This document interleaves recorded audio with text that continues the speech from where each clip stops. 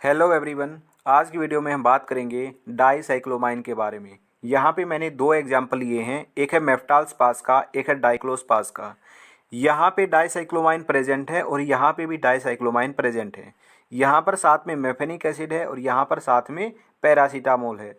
तो पैरासीटामोल और mefenamic acid के बारे में हम ऑलरेडी डिस्कस कर चुके हैं। इस वीडियो में हम केवल बात करेंगे डाइसाइक्लोमाइन के बारे में।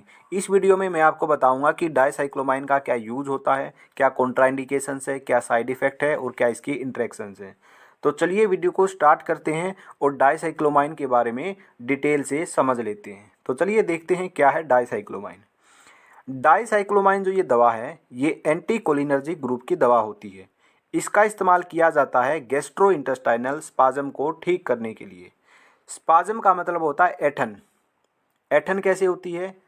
जो स्मूथ मसल्स होती है ना, उनके कॉन्ट्रैक्शन की वजह से ऐंठन होती है। ठीक है, तो स्मूथ मसल्स का कॉन्ट्रैक्शन होना ही स्पाज्म कहलाता है। ओके। दूसरी बात, गैस्ट्रो का मतलब होता है पेट, इंटेस्टाइन का मतलब होता है आंत। हमारी आंत और हमारे पेट के अंदर स्मूथ मसल्स प्रेजेंट होती हैं। अगर उन मसल्स के अंदर ऐंठन आ जाए तो वहाँ पे दर्द होता है। तो उस दर्द को ठीक करने के लिए हमें ऐसी दवा खानी पड़ेगी जो कि उन मसल्स को रिलैक्स कर दे। ठीक है, अगर कोई दवा उन मसल्स को रिलैक्स कर देती है तो हमारा वो दर्द जो पेट के अंदर या फिर आंत के अंदर है वो ठीक हो जाएगा। ठीक है, तो डाइसाइक्लोमाइन एक ऐसी ही दवा है। ये क्या करती है? ये स्पाज्म को ठीक करने का काम करती है। किस तरीके से ठीक करती है? इन स्मूथ मसल्स को रिलैक्स करके इनको ठीक करने का काम करती है। इसलिए डाइसाइक्लोमाइन का दूसरा नाम क्या है? ये एक एंटी स्पाज्मोडिक मेडिसिन है। एंटी स्पाज्मोडिक का मतलब यही है, स्पाज्म को ठीक करने वाली ये मेडिसिन है। ठीक है, तो ये तो हो गया इसका यूज। इसका इस्तेमाल गैस्ट्रो इंटेस्टाइनल ट्रैक्ट स्पाज्म यानी कि एब्डोमिनल पेन को ठीक करने के लिए इस्तेमाल किया जाता है। ओके, अब बात करते हैं मोड ऑफ एक्शन की, किस तरीके से डाइसाइक्लोमाइन काम करती है। तो डाइसाइक्लोमाइन क्या करती है? M3 रिसेप्टर पे काम करती है। इसको क्या कर देती है? ब्लॉक कर देती है। तो डाइसाइक्लोमाइन M3 रिसेप्टर को ब्लॉक कर देती है, जिसकी वजह से स्मूथ मसल्स रिलैक्स हो जाती है और हमारा जो गैस्ट्रो इंटेस्टाइनल स्पाज्म है वो ठीक हो जाता है। ओके, तो ये हो गया इसका यूज और मोड ऑफ एक्शन। अब बात करते हैं डोज की। तो डोज दो तरीके की होती हैं, चाइल्ड डोज, एडल्ट डोज। किसी की उम्र या तो 12 साल है या फिर 12 साल से नीचे है तो उसको कंसीडर करेंगे चाइल्ड डोज के अंदर। अगर किसी की उम्र 12 साल से ऊपर है तो उसको कंसीडर करेंगे एडल्ट डोज के अंदर। ठीक है, ये बात आपको क्लियर हो गई। अब देखते हैं कि क्या डोज रहती है डाइसाइक्लोमाइन की।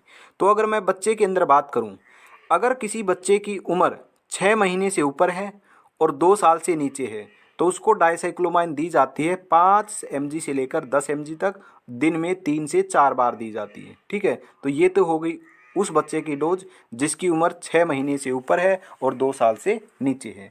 मैक्सिमम डोज की बात करूं तो maximum dose 20 mg per day है।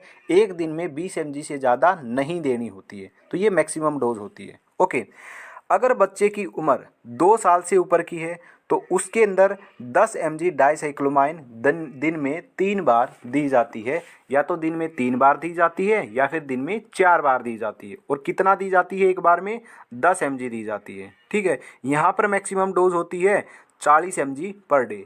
तो ये तो हो गई हमारी डोज, चाइल्ड डोज। ठीक है, हमने जान लिया कि 6 महीने से और 2 साल के बीच में 5 से 10 mg रहेगी, वो भी दिन में 3 बार, और 2 साल से ऊपर रहेगी 10 mg दिन में 3 बार या फिर 4 बार। ठीक है, तो ये होगी हमारी चाइल्ड डोज। एक पॉइंट जो यहाँ पे नोट करना है, यहाँ पे मैंने बताया कि 6 महीने से ऊपर के बच्चे को, ठीक है, यहाँ पे क्या पॉइंट नोट करना है कि जो डाइसाइक्लोमाइन है वो 6 महीने से कम की उम्र के बच्चे को नहीं दी जाती हैं। ये पॉइंट आपको ज़रूर नोट करना है। ठीक है, तो ये हमारी चाइल्ड डोज हो गई।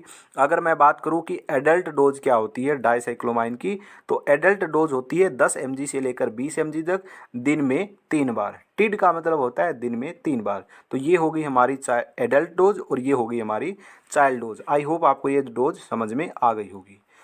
आगे बात करते हैं साइड इफ़ेक्ट की कि क्या क्या कॉमन साइड इफ़ेक्ट होते हैं डाइसाइक्लोमाइन की। जैसे डिजीनेस है, वीकनेस है, कमजोरी, ब्लर्ड विजन है। ठीक है, जीरोस्टोमिया, जीरोस्टोमिया का मतलब होता है ड्राई माउथ। ठीक है, नोजिया यानी कि फील ऑफ वोमिटिंग। तो ये सब साइड इफ़ेक्ट देखने को मिलते हैं, ये कॉमन साइड इफ़ेक्ट होते हैं डाइसाइक्लोमाइन के।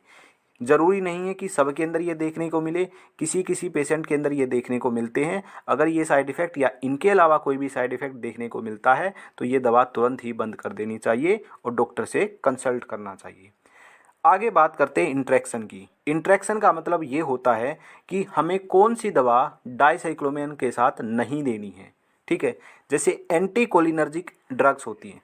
ध्यान से एक पॉइंट सुनना, मैंने आपको स्टार्टिंग में बताया था कि जो ये डाइसाइक्लोमाइन है ना, ये एक एंटीकोलिनर्जिक ग्रुप की दवा है।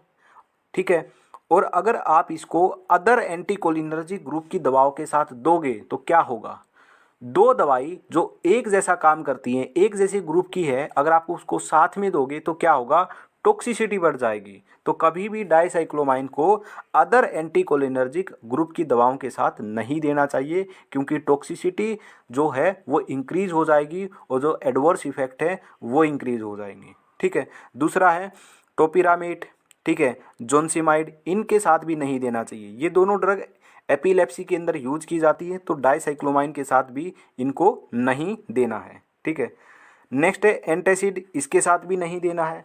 एंटासिड क्या करता है, डाइसाइक्लोमाइन का जो एब्जॉर्प्शन है वो रोक देता है। ठीक है, तो एब्जॉर्प्शन कम हो जाता है अगर आपको डाइसाइक्लोमाइन और एंटासिड साथ में दिया तो। ओके, जो गैस्ट्रोप्रोकाइनेटिक एजेंट होते हैं, ये क्या होते हैं, जो वोमिटिंग को रोकने के लिए यूज किए जाते हैं, जैसे कि डोमपेरिडोन है, मीटोक्लोप्रोमाइड है, तो इनके साथ भी डाइसाइक्लोमाइन को नहीं देना है, क्योंकि डाइसाइक्लोमाइन इनके इफेक्ट को एंटागोनाइज कर देती है, तो इनका कोई फ़ायदा नहीं रहेगा साथ में देने का। ठीक है, कुछ ड्रग्स होती हैं जो पैरासिम्पैथोमाइमेटिक्स होती हैं, तो इन ड्रग के साथ भी डाइसाइक्लोमाइन को नहीं देना होता है, क्योंकि जो पैरासिम्पैथोमाइमेटिक है इनका थेरेपेटिक इफेक्ट है वो बिल्कुल ख़त्म हो जाएगा अगर इसको डाइसाइक्लोमाइन के साथ दिया, क्योंकि ये उल्टी दवा है। पैरासिम्पैथोमाइमेटिक्स कैसी होती हैं, पैरासिम्पैथोमाइमेटिक कोलिनर्जिक ड्रग्स होती हैं। ठीक है, लेकिन जो डाइसाइक्लोमाइन है ये एंटी कोलिनर्जिक ड्रग है, तो दो दवा जो अपोजिट एक्शन करती हैं वो आप नहीं दे सकते हो। ठीक है, तो ये होगी हमारी इंट्रैक्शन। आगे बात करते हैं कि कॉन्ट्रा इंडिकेशंस क्या है। कॉन्ट्रा इंडिकेशंस का मतलब है कि किन कंडीशंस के अंदर हम डाइसाइक्लोमाइन नहीं दे सकते हैं। देखिए, अगर किसी को ग्लूकोमा है उसके अंदर नहीं दे सकते, अगर किसी को ऑब्स्ट्रक्टिव डिजीज है जीआईटी ट्रैक्ट की, उसको नहीं दे सकते, अगर किसी को ऑब्स्ट्रक्टिव यूरोपैथी है तो उसको नहीं दे सकते, अगर किसी को अल्सरेटिव कोलाइटिस है वो भी सीवियर है उसको नहीं दे सकते, किसी को रिफ्लेक्स ईसियोफेगाइटिस है उसको नहीं दे सकते, माइस्थीनिया ग्रेविस का कोई पेशेंट है उसको नहीं दे सकते, ब्रेस्ट फीडिंग वुमेन यानी कि लैक्टेटिंग मदर उसको नहीं दे सकते। और ये पॉइंट तो मैंने आपको बताया है, अगर किसी की उम्र 6 महीने, जिस बच्चे की उम्र 6 महीने से कम का है, अगर कोई बच्चा 6 महीने से उम्र की कम का है तो उसको भी नहीं दे सकते। तो इन सब कंडीशंस के अंदर जो डाइसाइक्लोमाइन है वो कॉन्ट्रा इंडिकेटेड होती है, इनमें ये जो डाइसाइक्लोमाइन है ये नहीं दी जाती है। तो ये हो गया डाइसाइक्लोमाइन का यूज, साइड इफ़ेक्ट, इंट्रैक्शन।